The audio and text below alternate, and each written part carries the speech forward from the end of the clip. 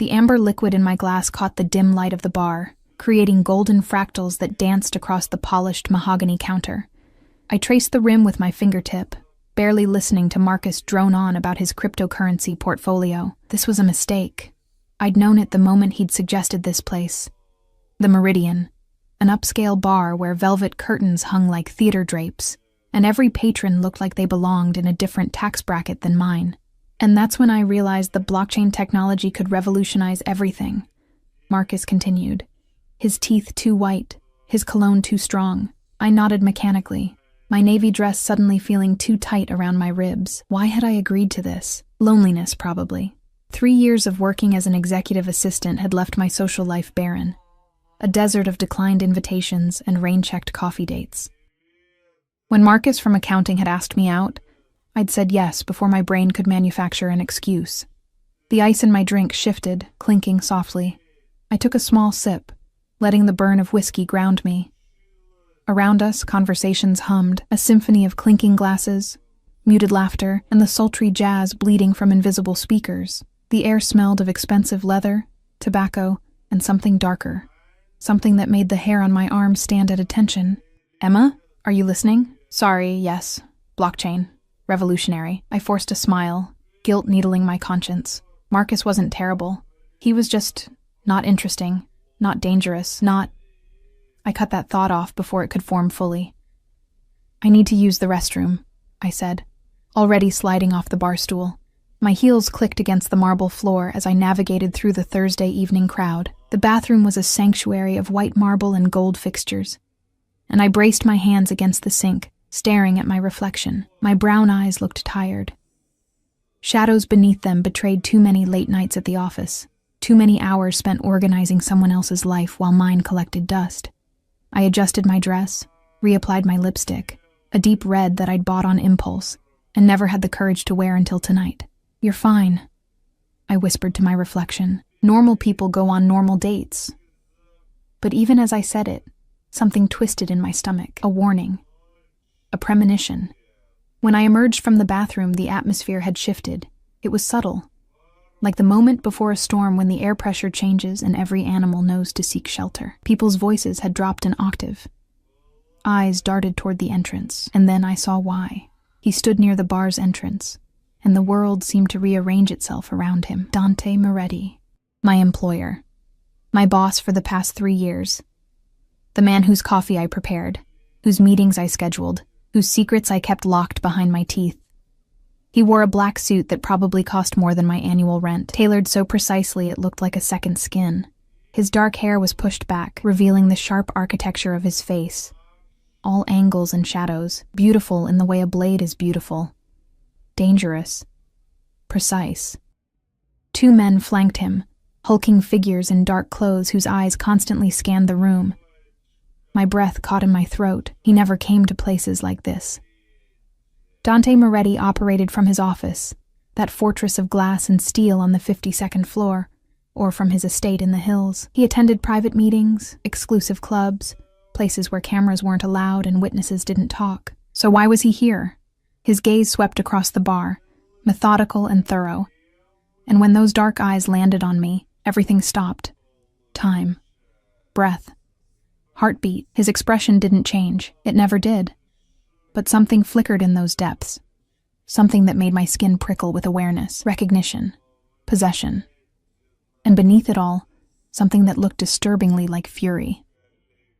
He moved toward me with predatory grace, his bodyguards creating a path through the crowd without touching anyone. People simply moved, as if their survival instincts recognized what their conscious minds might not, that this was a man who didn't ask for space. He took it. Ms. Reeves. His voice was low, controlled, but I'd worked for him long enough to hear the edge beneath the silk. I didn't expect to find you here. My mouth went dry. Mr. Moretti, this is my night off. So I see. His eyes cut to Marcus, who had appeared at my elbow looking confused and slightly intimidated. Good instincts, Marcus. And who is this? There was no polite way to interpret that question. It was territorial, possessive, the kind of question that had no right answer. Marcus Chen, from accounting. Marcus extended his hand, either brave or oblivious. I know where you work. Dante didn't shake his hand. His attention returned to me, and the weight of it was physical, suffocating. Ms. Reeves, I need to speak with you. Privately. It wasn't a request. I'm actually on a date, I said, surprised by the steadiness in my voice. Somewhere in my chest, something reckless bloomed. 3 years of careful professionalism, of maintaining boundaries, of pretending I didn't notice the way his eyes lingered sometimes. It can wait until tomorrow. The temperature in the immediate vicinity dropped 10 degrees. One of Dante's bodyguards shifted closer, but Dante raised one finger, barely a movement, and the man froze. That was the thing about Dante Moretti.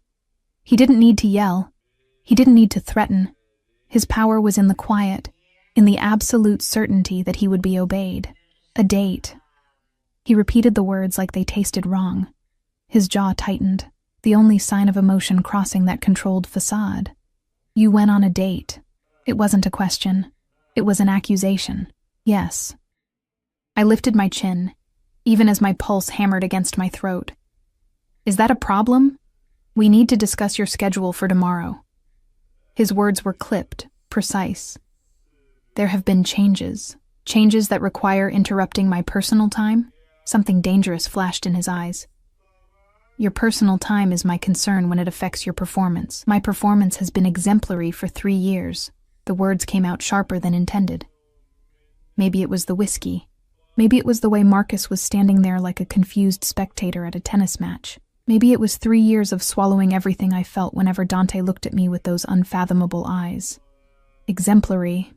He stepped closer, invading my space with the confidence of someone who owned every room he entered. The scent of him, sandalwood, and something darker, something that made me think of midnight and bad decisions, wrapped around me. And yet here you are, making questionable choices. Questionable?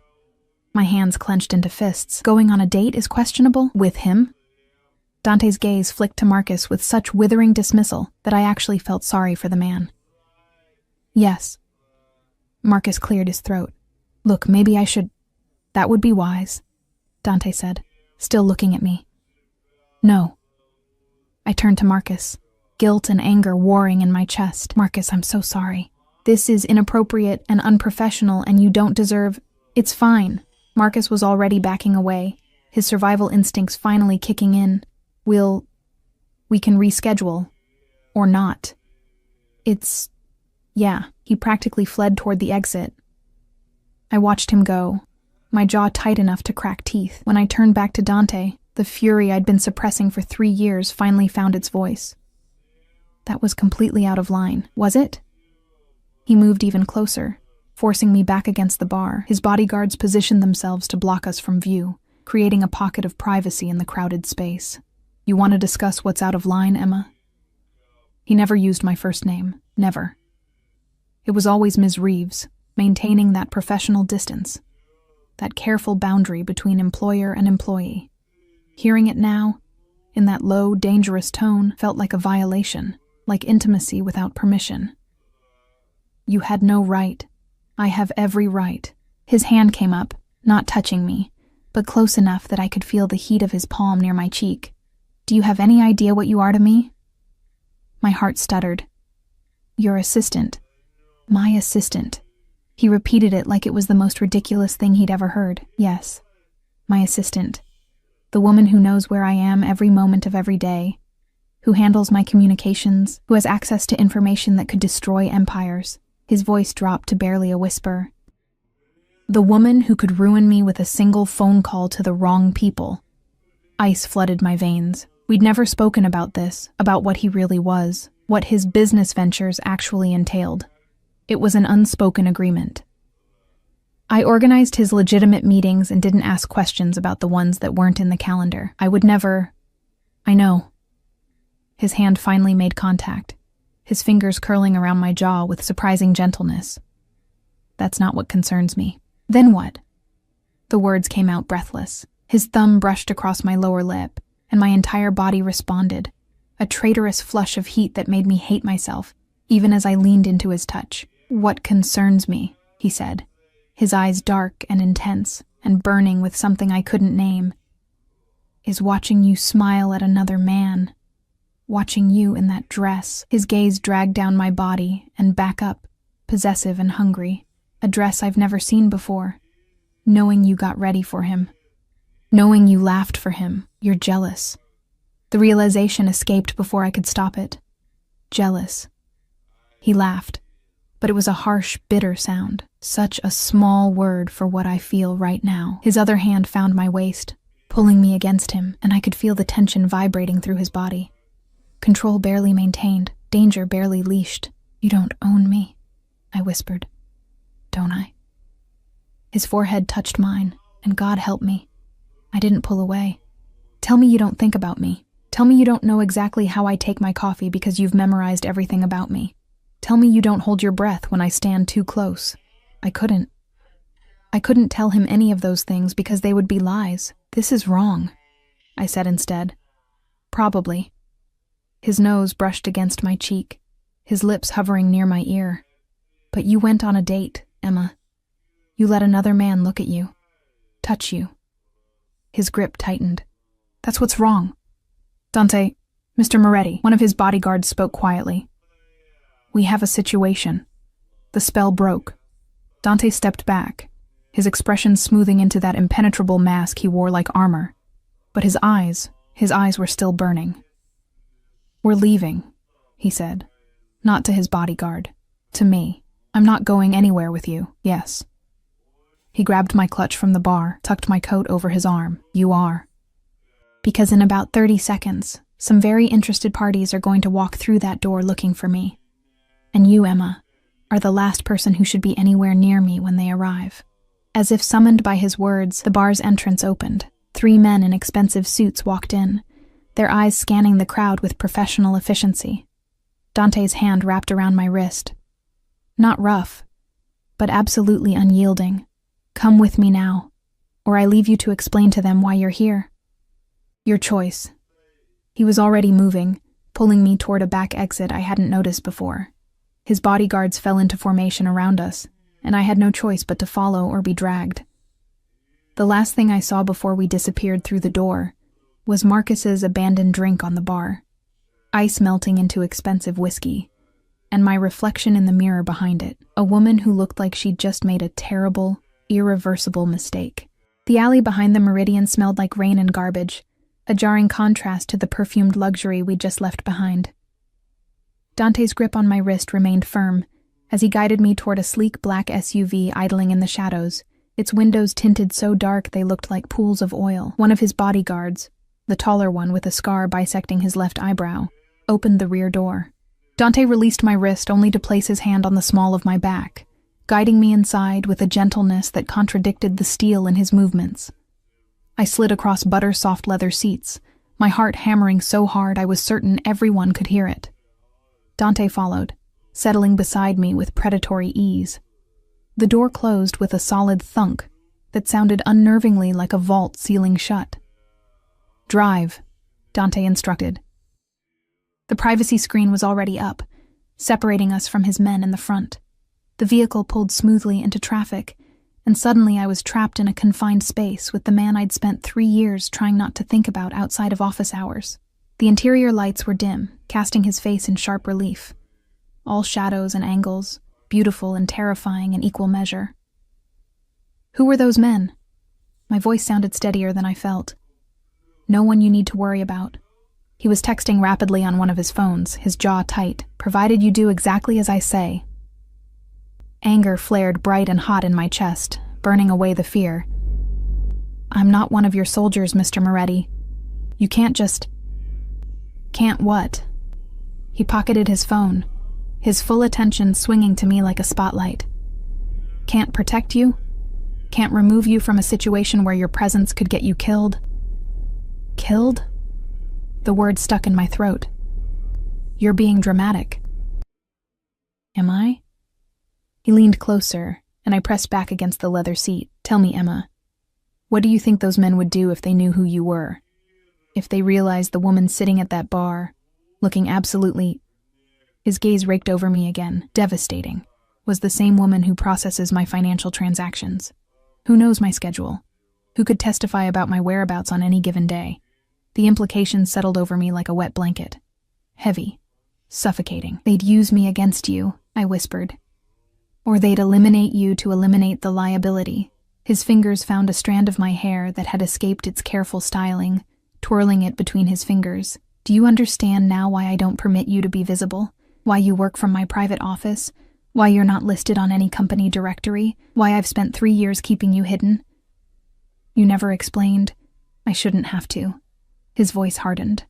You're intelligent enough to read between the lines, to understand what it means that half my meetings aren't on the books, that certain phone calls get routed through encrypted lines, that men who look like they could snap necks with their bare hands follow me everywhere. I swallowed hard. I told myself it was just security, that successful businessmen need protection, and the rest? His thumb brushed my cheekbone, a touch so gentle it made my chest ache.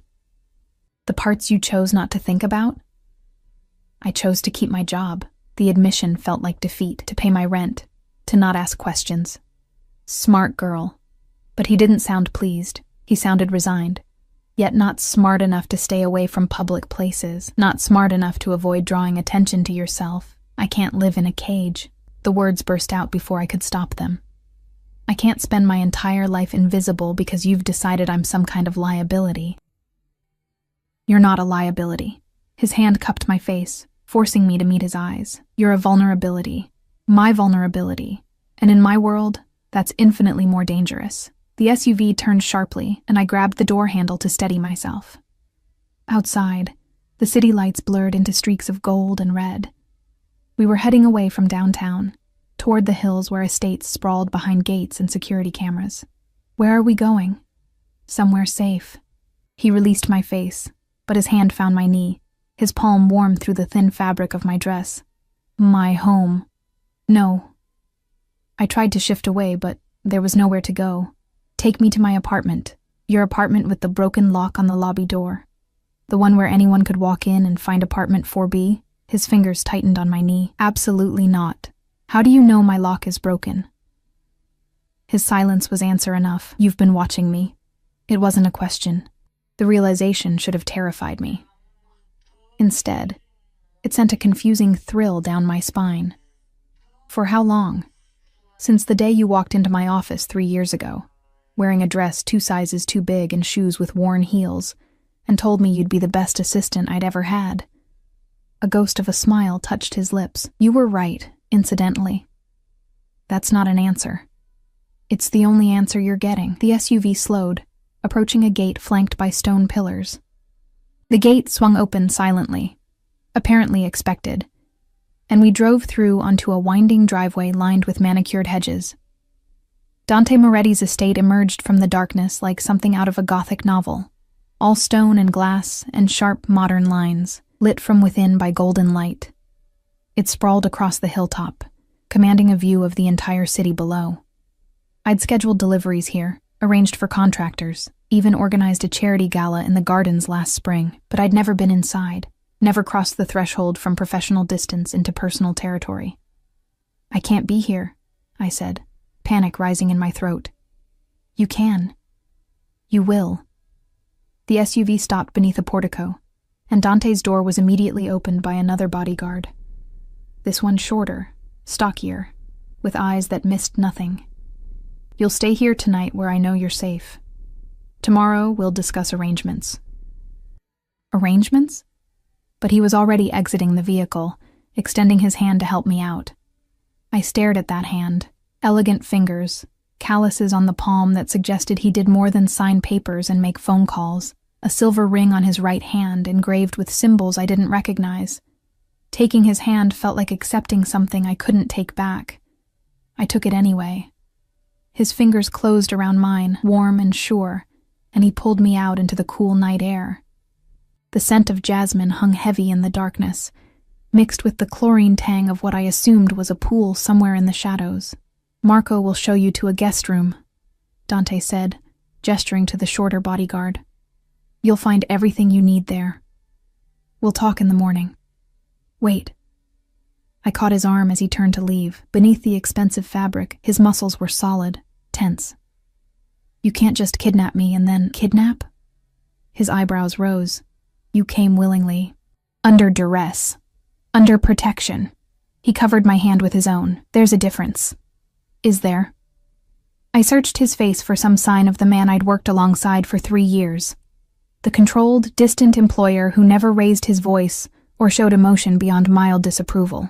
Because right now, it feels like you're keeping me prisoner. Something shifted in his expression. Softened. He lifted my hand to his lips, pressing a kiss to my knuckles that sent heat racing through my veins.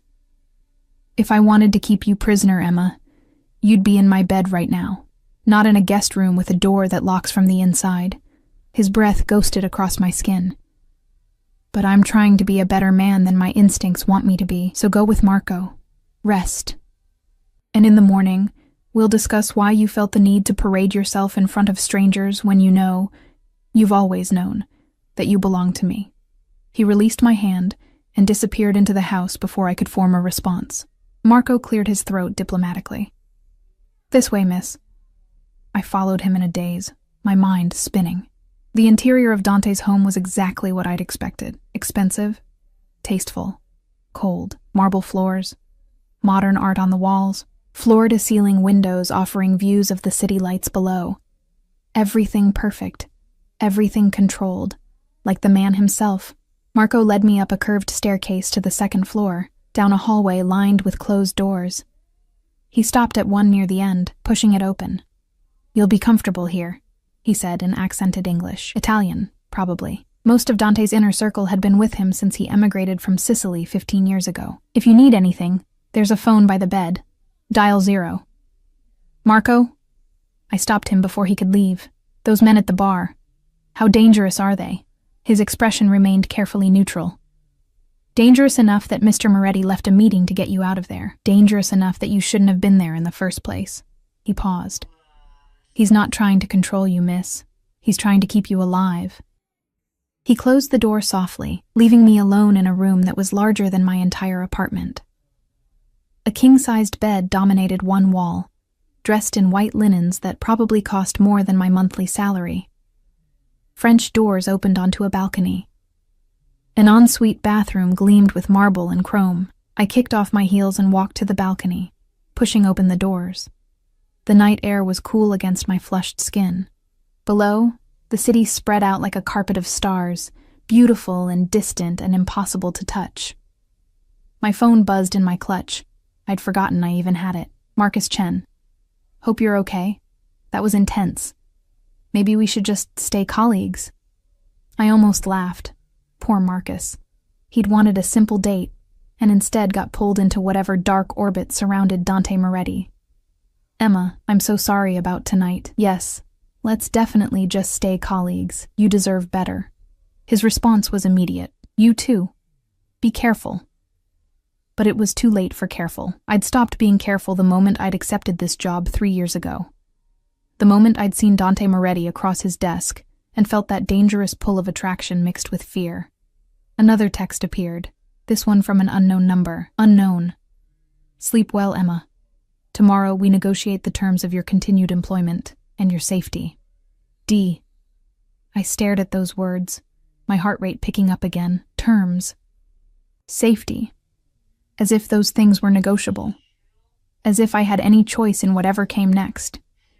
A soft knock at my door made me jump. Yes? It's Marco, miss. Mr. Moretti wanted me to bring you these. The door opened a crack, and a garment bag was passed through, followed by a small shopping bag. Sleepwear, toiletries, clothes for tomorrow. How did he? But of course. Dante knew my size, probably knew what brand of toothpaste I used, what shampoo I preferred. He'd been watching me for 3 years. Thank you. I managed. The door closed again. I laid the bags on the bed and unzipped the garment bag. Inside was a silk nightgown in deep emerald green, designer label. Probably cost more than my entire wardrobe. And for tomorrow, a simple but elegant dress, charcoal gray, professional but not severe, shoes that would fit perfectly, underwear still in packaging, exactly my size. The shopping bag contained luxury toiletries, a hairbrush, makeup remover. Everything I could possibly need. It should have been thoughtful. Instead, It felt like evidence. Evidence that Dante Moretti knew me better than I knew myself. That he'd been preparing for this moment, or one like it, for longer than tonight. I changed into the nightgown, removed my makeup, brushed my hair. The bed was as comfortable as it looked, the sheets cool against my skin. But sleep felt impossible. Every time I closed my eyes, I saw Dante's face. The way he'd looked at me in the bar. Possessive, hungry, barely controlled. The way his hand had felt on my skin. The way he'd said my name like it was something precious and dangerous all at once. You belong to me. The words echoed in my mind, and I hated how much a part of me wanted them to be true. Hated that 3 years of professional distance had been obliterated in one evening, revealing the truth I'd been hiding from myself. I didn't just work for Dante Moretti. I was already his. I'd been his since the day I'd walked into his office and felt the world tilt on its axis. And tomorrow, we would both have to face what that meant. Sunlight filtered through the gauzy curtains, painting golden stripes across the unfamiliar ceiling. For a disoriented moment, I forgot where I was. Then memory crashed back. The bar, Dante's possessive grip, this gilded cage masquerading as a guest room. I sat up, my hair tangled around my shoulders. The silk nightgown twisted from a restless night of fractured sleep. The clock on the nightstand read 7:47 a.m., Friday morning. I should have been in the office by now, brewing Dante's first espresso of the day, reviewing his schedule, maintaining the careful routine we'd built over 3 years. Instead, I was in his home, wearing clothes he'd provided, trapped in a situation I didn't fully understand. A soft knock interrupted my spiraling thoughts. "Miss Reeves?" A woman's voice, accented and polite. "May I come in?" "Yes." The door opened to reveal a woman in her 50s, dressed in simple black pants and a crisp white shirt. Her gray hair was pulled into a neat bun, and her dark eyes assessed me with the efficiency of someone who'd spent a lifetime in service. "I'm Teresa, Mr. Moretti's housekeeper. He asked me to let you know breakfast is ready when you are." She set a tray on the dresser, coffee, orange juice, a croissant that smelled like it had just been baked. "He's in his study. Third door on the left downstairs." "Thank you." I wrapped my arms around myself, suddenly aware of how thin the nightgown was. "Teresa, can I ask you something?" Her expression remained professionally neutral, but something flickered in her eyes. Understanding, maybe. Or pity. Does Mr. Moretti bring women here often?" "Never." The word was immediate, definitive. "In 15 years, you're the first woman who stayed overnight in this house who wasn't family or staff." She moved toward the door, then paused. "He's not what people think, miss. He's not easy. But he's not cruel. Whatever he's done, whatever rules he's broken, it's because he believes he's protecting you." She left before I could respond. I showered in the marble bathroom, using products that smelled of lavender and vanilla. The dress Dante had provided fit perfectly. Of course it did. The shoes were Italian leather, broken in just enough to be comfortable. Even the makeup in the shopping bag matched my usual palette. It was unnerving, being known so completely by someone I'd tried to keep at arm's length. I braided my damp hair over one shoulder and steeled myself. Time to face whatever negotiation Dante had planned. The house was quieter in daylight, but no less imposing. My footsteps echoed on marble as I descended the staircase. Somewhere, I could hear voices. Teresa speaking rapid Italian to someone. Water running. The distant hum of what might have been a vacuum. Normal household sounds in a house that was anything but normal. I found the study easily. The door was ajar, and through it, I could see Dante sitting behind a massive desk, his attention fixed on a laptop screen. He'd changed from last night's suit into dark slacks and a charcoal sweater that made him look younger, less intimidating, almost human. Then he looked up, and those dark eyes pinned me in place, and I remembered exactly what he was. Predator, possessor. Man who'd declared I belonged to him without asking if I agreed. "Come in." He closed the laptop, giving me his full attention. "Coffee?" I had some upstairs. I stepped into the study, keeping the desk between us like a barrier. "We need to talk about last night." "I agree." He leaned back in his chair, studying me with an intensity that made my skin prickle, starting with why you felt the need to go on a date with someone completely unsuitable. Heat flooded my cheeks. Marcus is perfectly suitable. He's nice. He's normal. He's boring. Dante stood, rounding the desk with that fluid grace that always made me think of big cats. Dangerous, beautiful, deadly. He's beneath you in every possible way. Intelligence, ambition, passion. You don't know anything about him. I know he works in accounting. I know he drives a 7-year-old sedan and lives in a studio apartment in a mediocre neighborhood. I know he spent 15 minutes talking about cryptocurrency while you looked like you wanted to die. He stopped in front of me, close enough that I had to tilt my head back to meet his eyes. I know he's nothing like what you actually want. And what do I want? The challenge escaped before I could stop it. His hand came up, fingers threading through my braid, tugging just enough to make me gasp. You want someone who sees you, who knows that you take your coffee with too much cream, and you bite your lip when you're concentrating, who notices when you wear a new perfume or stay up too late reading. His thumb traced my lower lip. You want someone who's been watching you for 3 years, memorizing every detail, falling deeper into obsession with each passing day. My breath caught. Dante, you want someone who'll burn the world down before letting anyone hurt you. His forehead touched mine, his voice dropping to a rough whisper. Someone who left a meeting with men who could end my empire because I saw you sitting in a bar with another man and couldn't think of anything except getting you away from him. That's not healthy. No. His laugh was dark, self-deprecating. It's really not. But it's honest, which is more than you've been giving me. I pushed against his chest, needing space, needing air. He let me retreat, but his eyes tracked my every movement, predator watching prey. I've been perfectly honest. I'm your assistant. That's all I've ever been. Liar. The word was soft but cutting. You think I don't notice how you hold your breath when I stand too close? How your pulse jumps when I say your name? How you find excuses to touch my hand when you pass me documents? I don't. 3 months ago you wore a perfume you'd never worn before. Something with jasmine. I complimented it, and you've worn it every day since. He moved closer again, backing me against a bookshelf. 2 months ago, I had a nightmare. I woke up shouting. You were at your desk outside my office. You'd stayed late to finish a project, and you came in without knocking. You didn't ask questions. You just sat beside me until my breathing steadied. I remembered that night, remembered the vulnerability in his eyes, quickly masked. The way his hand had found mine in the darkness. That's called being a good assistant. That's called caring. His hands braced on either side of my head, caging me in. And last night, when I touched your face, you leaned into it. When I pulled you close, you didn't fight. You melted. Stop. My voice cracked. Why? Because the truth is uncomfortable? Because you've spent 3 years pretending you don't feel what I feel? His nose brushed against my neck, inhaling deeply. Jasmine, you're wearing it now.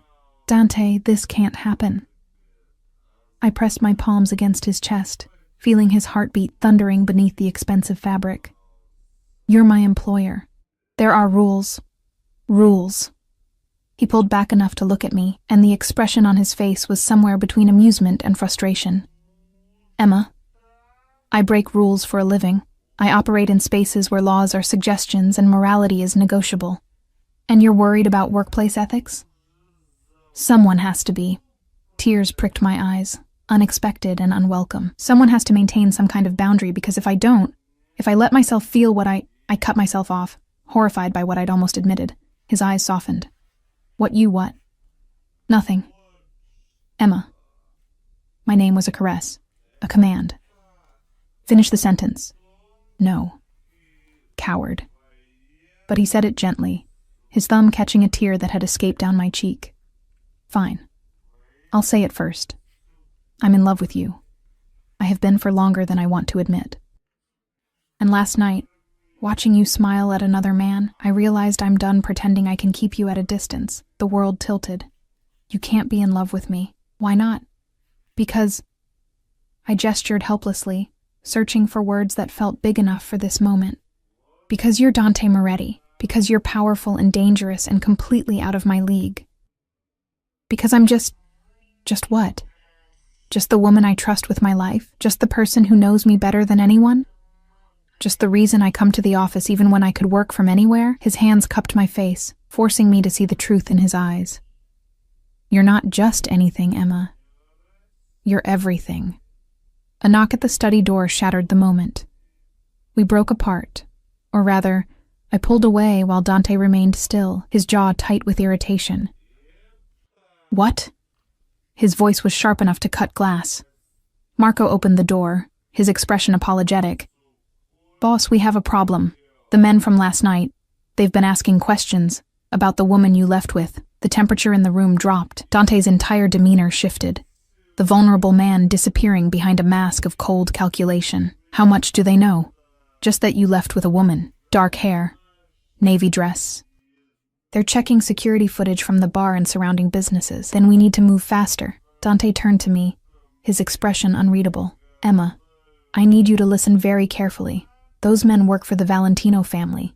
They're competitors, enemies, and if they figure out who you are, they'll use you against me. How? My voice came out smaller than I intended. However they need to. Kidnapping, leverage, worse. He glanced at Marco. Get Luca. Tell him to prepare the safe house in the mountains. We leave in an hour. Wait.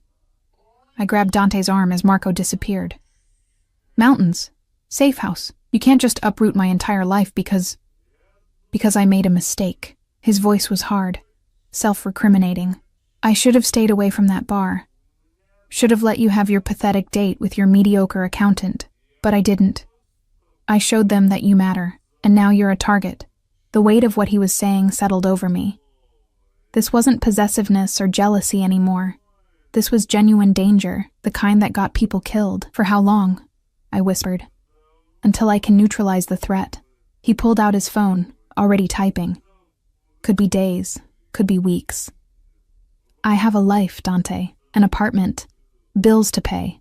I can't just vanish. Your rent is paid through the end of the year. Your utilities are on auto pay. Your phone will work anywhere. He didn't look up from his screen. I've been preparing for this possibility since the day you started working for me. You've been... Anger surged, hot and righteous. You arrogant, controlling, yes. He finally met my eyes. All of those things, but also alive, and determined to keep you the same way. His hand found mine, lacing our fingers together. I know you're angry. I know this is unfair, but Emma, I need you to understand something. Those men, they don't negotiate. They don't show mercy. And if they get their hands on you, there's nothing I wouldn't do to get you back, including things that would make you hate me. The raw honesty in his voice stole my breath. What kind of things? The kind we don't talk about in civilized company. His grip tightened. The kind that would confirm every dark suspicion you've ever had about me. The kind that would prove I'm exactly the monster people whisper about. I should have been terrified. Should have been running for the door, calling the police, doing anything except standing there with my hand in his. But fear wasn't what I felt. What I felt was something far more dangerous. Understanding. Okay, I heard myself say. The safe house. We'll go. Surprise flickered across his face. Just like that? Just like that. I squeezed his hand, making a choice I knew I couldn't take back. But Dante, when this is over, when I'm safe and those men aren't a threat anymore, we're going to have a very long conversation about boundaries and consent and what a healthy relationship actually looks like. A real smile crossed his face, transforming him into someone younger, lighter. So there's going to be a relationship? I haven't decided yet, but I was smiling too, despite everything. Ask me again when we're not running for our lives. He pulled me close, pressing a kiss to my forehead that felt like a promise. Deal. The safe house was a misnomer. It was actually a sprawling cabin nestled in the mountains 3 hours north of the city, surrounded by pine trees and silence so complete it felt like another world. Modern architecture disguised as rustic charm. Floor-to-ceiling windows, exposed beams, a stone fireplace that dominated the main living area. We'd driven in convoy, Dante and me in the back of his SUV, Marco and Luca following in a second vehicle. The journey had been tense, filled with phone calls in Italian that I only partially understood, and long stretches of heavy silence. Now, standing in the main room while late afternoon light slanted through the windows, I felt the reality of my situation crystallize. I was alone with Dante Moretti in the wilderness, with only his bodyguards as witnesses to whatever happened next. "There are 3 bedrooms upstairs," Dante said, shrugging off his jacket. Beneath it, I caught the outline of a shoulder holster, a gun. Of course he carried a gun. "Take whichever you prefer. Marco and Luca will patrol the perimeter and monitor security feeds. We're completely off the grid here." Off the grid meaning no internet? The question came out sharper than intended, my nerves fraying. "Satellite internet. Encrypted. And your phone works, but every call is routed through secure channels." He moved to the kitchen, all stainless steel and black granite, and opened the refrigerator. "Teresa had the place stocked. Are you hungry?" I wasn't. My stomach was twisted in knots, but I nodded anyway, needing something to do with my hands, some way to feel normal in this profoundly abnormal situation. Dante pulled out ingredients with surprising efficiency: fresh pasta, tomatoes, basil, garlic.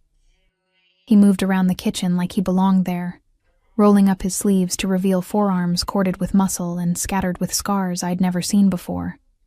"You cook?" I perched on a bar stool, watching him with fascination. My grandmother insisted all her grandchildren learn. Said a man who couldn't feed himself was useless.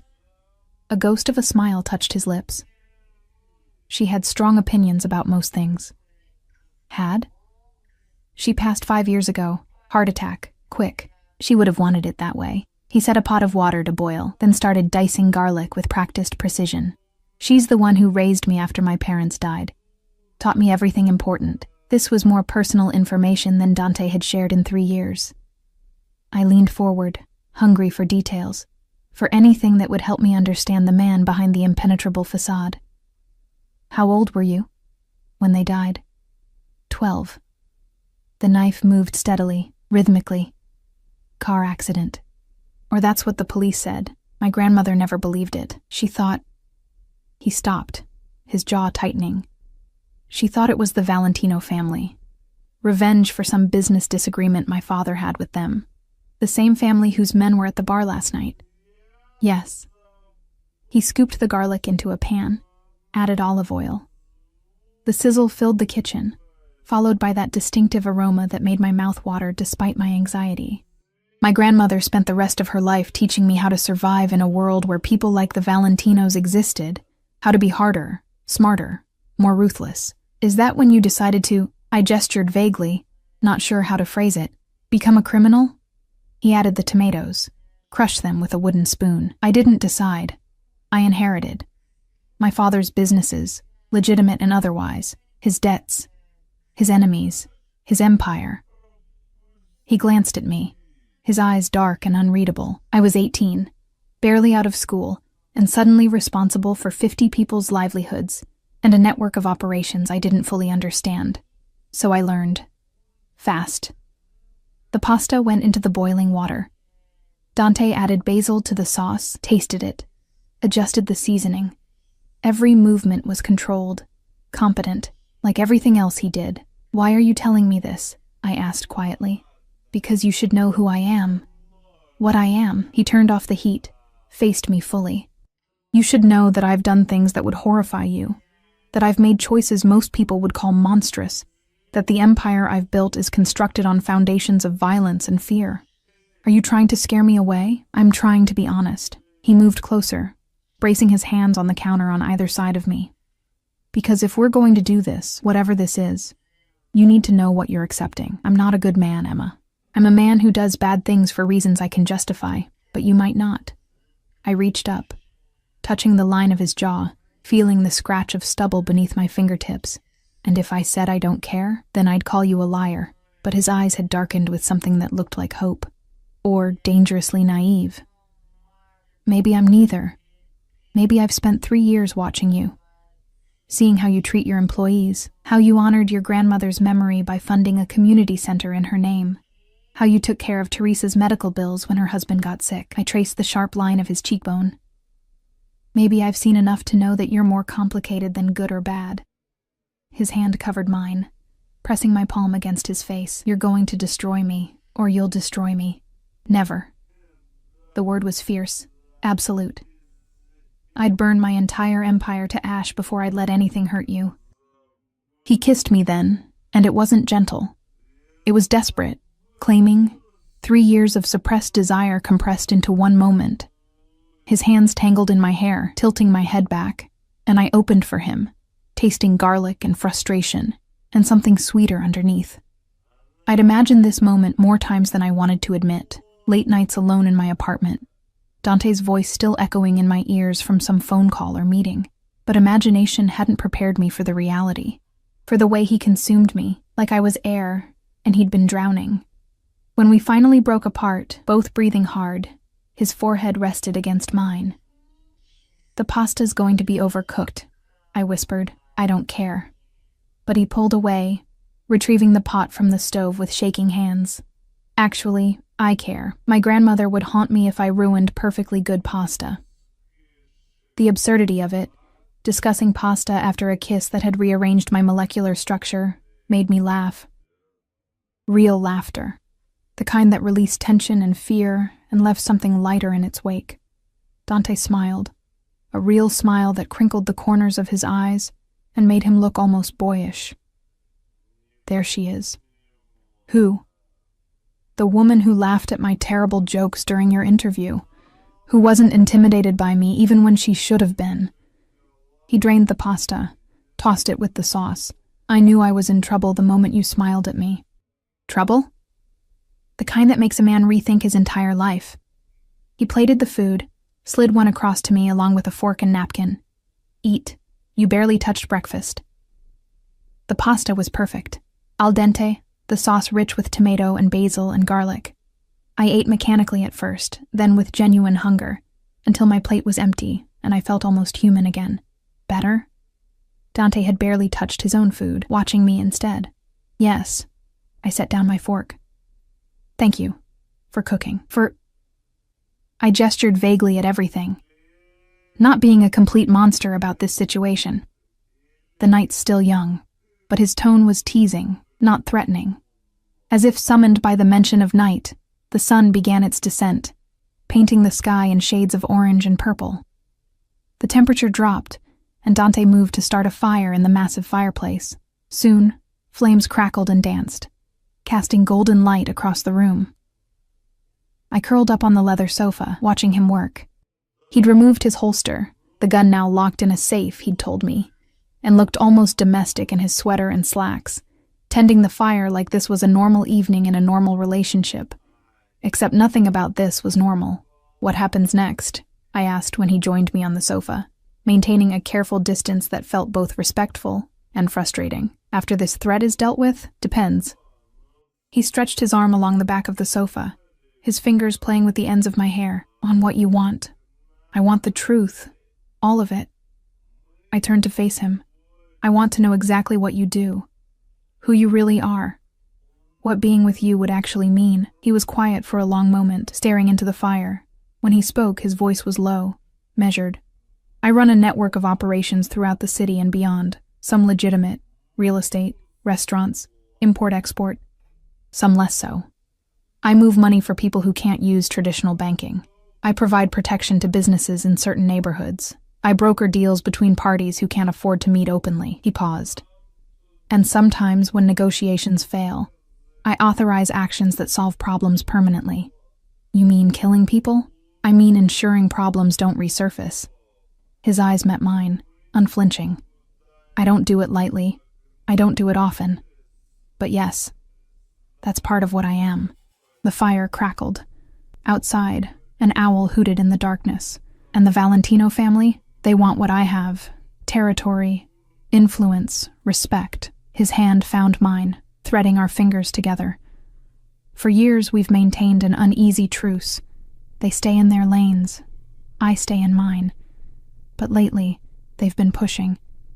Testing boundaries.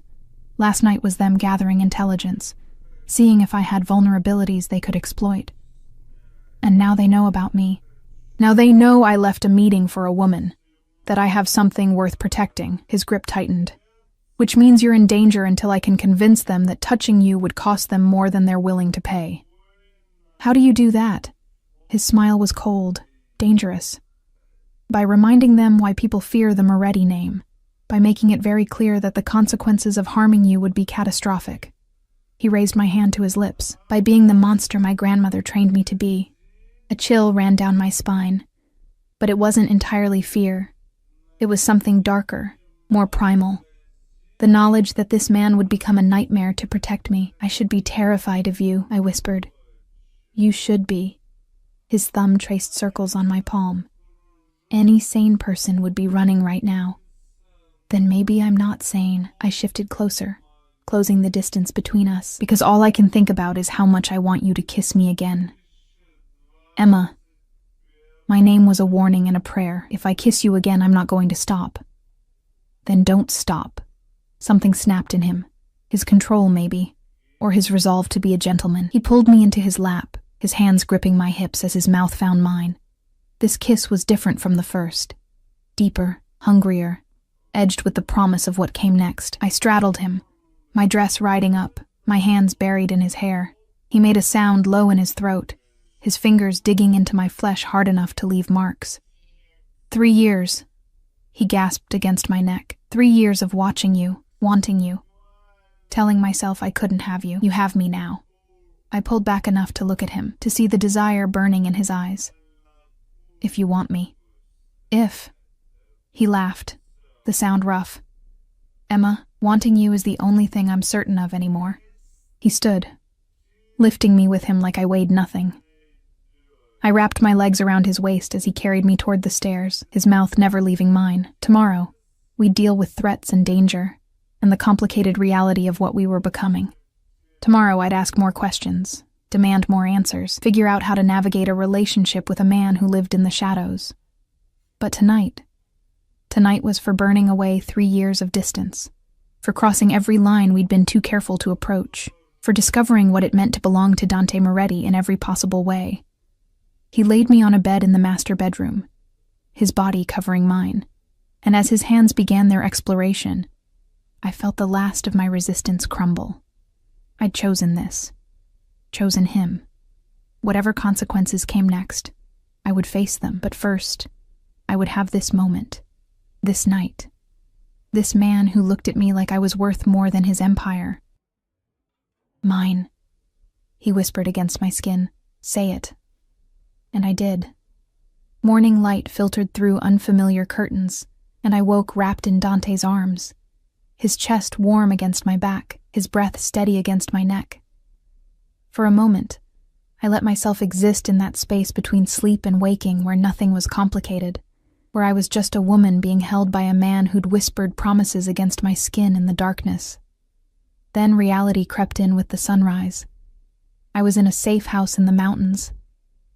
There were men who wanted to use me as leverage against the man currently holding me like I was something precious. My entire life had been upended in less than 48 hours. And despite all of it, despite the danger and the complications and the absolute insanity of the situation, I felt more at peace than I had in 3 years. You're thinking too loud. Dante's voice was rough with sleep, his arms tightening around me. I can feel your brain working. Someone needs to think. I turned in his embrace, finding his dark eyes already focused on me. We can't just hide here forever. I know. His hand came up, brushing hair from my face with a tenderness that made my chest ache. Marco called an hour ago. The Valentinos have been quiet, too quiet. What does that mean? It means they're planning something. He kissed my forehead, then reluctantly released me, sitting up. The morning light painted his bare torso in gold, highlighting old scars I'd traced with my fingers in the darkness, each one a story, each one proof of a life lived on the edge of violence. But it also means we have time. Time to be strategic instead of reactive. I pulled the sheet around myself, suddenly aware of my nakedness in the harsh light of day. Last night had felt inevitable, right? Now, watching Dante transition from lover to strategist, I felt the weight of what we'd done settle over me. What are you planning? A meeting. He reached for his phone on the nightstand, already scrolling through messages. Neutral territory, me and Giovanni Valentino, face to face. That sounds dangerous. It is. He glanced at me, his expression softening. But it's also necessary. I need to make him understand that you're not a viable target, that the cost of touching you is too high. And if he doesn't agree, then we go to war. He said it simply, as if discussing the weather, and I destroy everything he's built until he has nothing left but regrets. The casual violence in his tone should have frightened me. Instead, it made me feel safer than I had in days. This was who Dante Moretti was, a man who would burn the world for the people he loved. And somehow, impossibly, I'd become one of those people. When? I asked. Tomorrow night.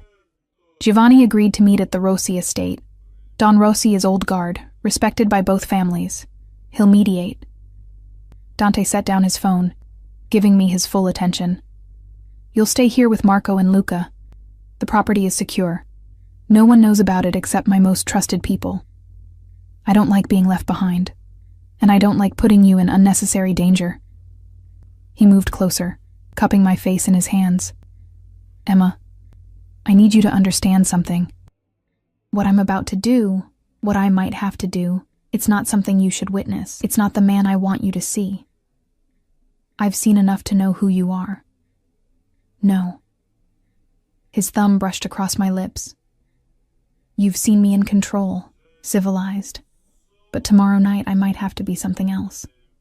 Something that proves I'm willing to do whatever it takes to protect what's mine. The possessiveness in his voice sent a shiver down my spine, not fear. Something more complicated. Promise me you'll come back. Always. He sealed the promise with a kiss that tasted like devotion and danger in equal measure. I've spent 3 years falling in love with you. I'm not about to lose you now. The rest of the day passed in strange domesticity. Dante worked from the cabin's home office, fielding calls and video conferences while I explored the property with Marco as my shadow. The mountains stretched endlessly in every direction, pine trees and pristine snow creating a landscape so beautiful, it felt unreal. We had lunch together, sandwiches Teresa had packed, eaten on the deck while watching birds flit between branches. Dante told me stories about his grandmother, about growing up in Sicily before coming to America. I told him about my childhood in foster care, about the series of temporary homes that had taught me to pack light and expect nothing permanent. Is that why you never put down roots? He asked, his hand finding mine across the table. Why your apartment barely has furniture? Why you never talk about long-term plans? Maybe. I laced our fingers together. Or maybe I was just waiting for something worth staying for. And now? Now I'm terrified. The admission came easier than I expected. Terrified that I've tied myself to something, someone who could disappear at any moment, that I'll wake up one day, and this will all have been a dream, not a dream. He pulled me into his lap, wrapping his arms around me like he could shield me from the world through sheer force of will. A risk, a gamble, a choice to believe that what we have is worth fighting for, even if fighting means people get hurt. Even then. His voice was steady, certain. Because the alternative, living without you, going back to that careful distance, that would hurt worse than anything the Valentinos could do to me. That evening, Dante cooked again. This time, I helped, chopping vegetables while he prepared chicken and risotto. We moved around the kitchen like we'd done this 1,000 times, anticipating each other's movements, comfortable in the shared space. You're good at this, I observed, watching him stir the risotto with patient precision. Cooking? Domesticity, being normal. I set down my knife. It's strange seeing you like this, so different from the office. In the office, I'm Mr. Moretti, the boss, the man who can't show weakness or uncertainty. He tasted the risotto, adjusted the seasoning. Here, I can just be Dante, the man who's hopelessly in love with his assistant and has no idea what he's doing. You seem pretty confident to me. I'm terrified. He turned to face me, and for once his mask was completely gone. Terrified that I'll fail to protect you, that my world will destroy what we're building, that you'll wake up one day and realize you deserve better than a man with blood on his hands. I crossed to him, framing his face with my hands, forcing him to see the truth in my eyes. I'm not going anywhere. Whatever happens tomorrow, whatever comes next, we face it together. That's what partners do. Partners. He tested the word, a slow smile spreading across his face. I like that. Good. I kissed him softly. Because you're stuck with me now. We ate dinner on the floor in front of the fireplace, plates balanced on our laps, talking about everything and nothing. He told me about plans for the legitimate businesses, about wanting to transition more operations into legal territory. I told him about my dream of going back to school, maybe getting a degree in business management. I'll pay for it, he said immediately. No. I shook my head. If I do this, I do it myself. On my terms. Stubborn. You love it. I really do. He set aside his plate, pulling me close.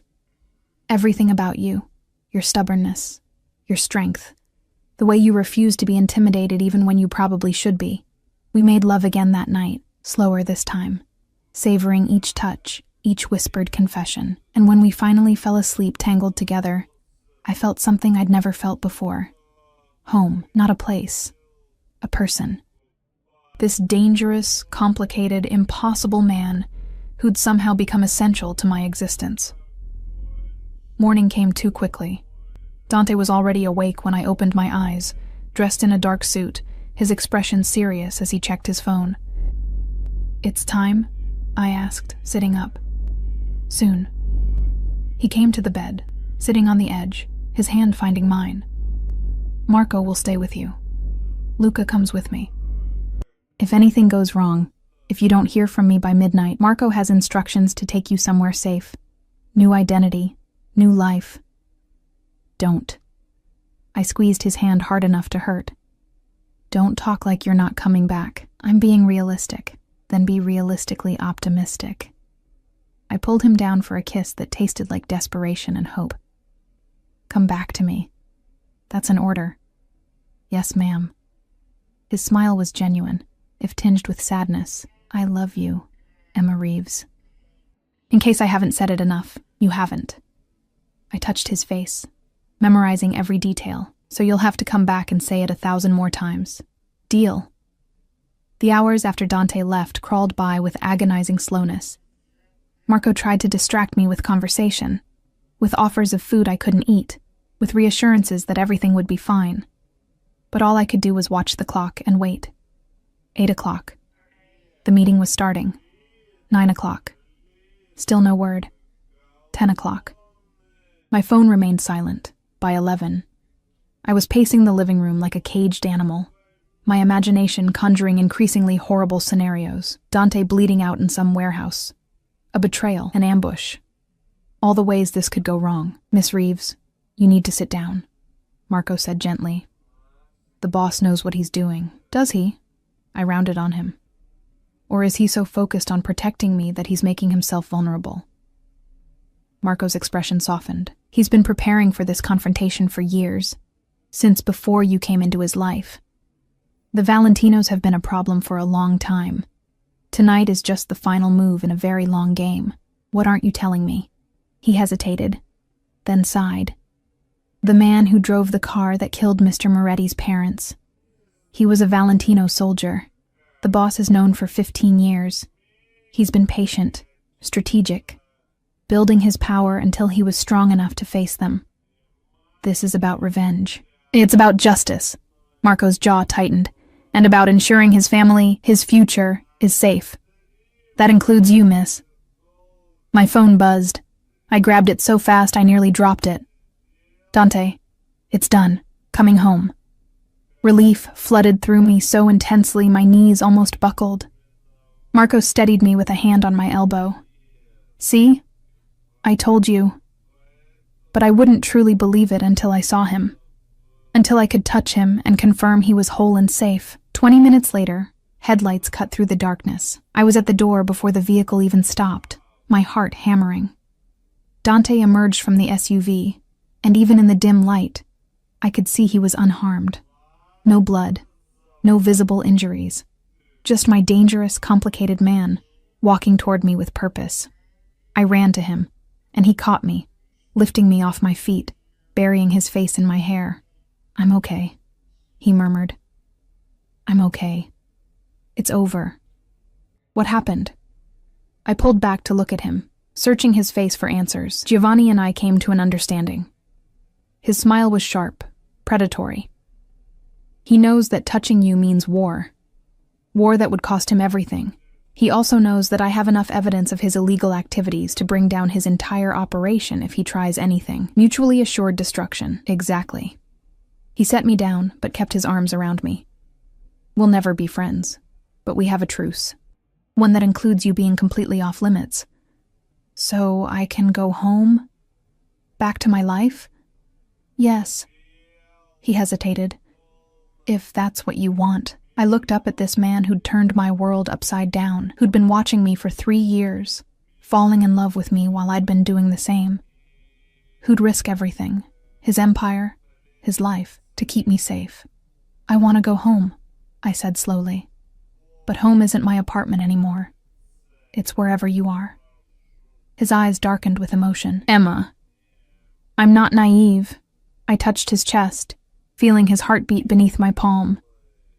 "I know what being with you means, the danger, the complications, the secrets I'll have to keep, but I also know that 3 years of pretending not to love you was the hardest thing I've ever done. So yes, I choose this. I choose you." He kissed me then, deep and claiming, in front of Marco and Luca and the star-filled sky. A kiss that felt like a promise, like a beginning. "Move in with me," he said when we finally broke apart. "Not the safe house. My real home. Share my life. All of it. Even the dangerous parts, especially those, because I need someone who sees all of me and stays anyway." His hand cupped my face. "I need you. Then you have me." I smiled, feeling something settle into place inside my chest. Something that felt like belonging. But Dante? We're getting separate offices. I refuse to be one of those couples who can't maintain professional boundaries at work. He laughed, real and unguarded. "Agreed, though I make no promises about what happens after office hours. I wouldn't expect anything less." 6 months later, I stood in our study, reviewing contracts for a new legitimate business venture. The afternoon sun painted golden squares across the Persian rug. Through the window, I could see the city spreading below us, beautiful and dangerous and home. Footsteps behind me, arms wrapping around my waist, lips on my neck. "You're supposed to be in a meeting," I said, leaning back against Dante's chest. Meeting ended early. Giovanni is surprisingly agreeable these days. His hand splayed across my stomach. Probably because his daughter is marrying a Moretti. "Your cousin is brave, or in love. Sometimes they're the same thing." He turned me in his arms, his dark eyes soft, like someone else I know. Someone who agreed to marry a dangerous man despite all logic. I looked down at the ring on my finger. A simple platinum band with a single perfect diamond. He'd proposed 3 months ago, on the anniversary of the night he'd found me in that bar. The night everything had changed. "I must be crazy," I said, echoing words I'd spoken before. "Probably." He kissed me softly. "But you're my kind of crazy, my partner. My home. And your assistant. That too." His smile was wicked. "Though you're absolutely terrible at maintaining professional boundaries." "Me?" I laughed. "You're the one who locked your office door yesterday and—" "Details." He cut me off with another kiss. "Irrelevant details." Outside, the city hummed with life. Somewhere, people were making deals and breaking rules and living in the gray spaces between right and wrong. Somewhere, the Valentino family was plotting their next move. Somewhere, danger waited. But here, in this moment, with Dante's arms around me and sunlight warming my skin, I felt nothing but certainty. I'd made my choice. I'd chosen the dangerous man with the dark past and the complicated present. I'd chosen love over safety, passion over predictability, a life that would never be boring or simple. And I'd do it again, 1,000 times over. "I love you," Dante whispered against my hair, in case I haven't mentioned it in the last hour. "I love you too." I pulled back to look at him, this man who was mine in every way that mattered. My jealous, possessive, overprotective mafia boss. Your fiancé, he corrected. That too. He smiled, and in that smile, I saw our future.